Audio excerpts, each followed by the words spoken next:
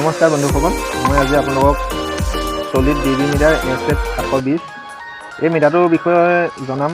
আৰু বহুত মানুহে মোক ফোনো কৰি আছে যে সীমান্ত দা এই ডিজিটেল মিটাৰটো কেনেকৈ চলায়, এই ডিজিটেল মিটাৰৰ ট্ৰেন্সপেণ্ডাৰখিনি আমাক অলপ শিকাই দিব।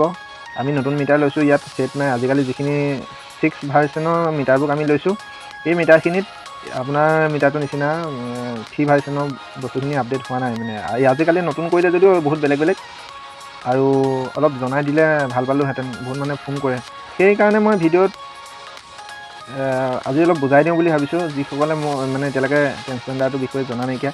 আগতকৈ বহুত সলনি হ'ল আজিকালি। আগতে ডিছবোৰৰ মানে LMBবোৰ মানুহে দুৰ্বল LMB লগায়, ডুপ্লিকেট LMB লগোৱাৰ কাৰণে অলপ ডাৱৰীয়া হ'লে ছিগনেলৰ প্ৰব্লেম যিকোনো ডিছতে হয়। বহুত মানুহে কয় ছিগনেল। মই সেই মানুহবোৰৰ ঘৰলৈ যেতিয়া যাওঁ, যোৱাৰ পিছত দেখোঁ তাত চলিডৰ একেবাৰে মানে চাৰ্ফৰ যে একেবাৰে সস্তীয়া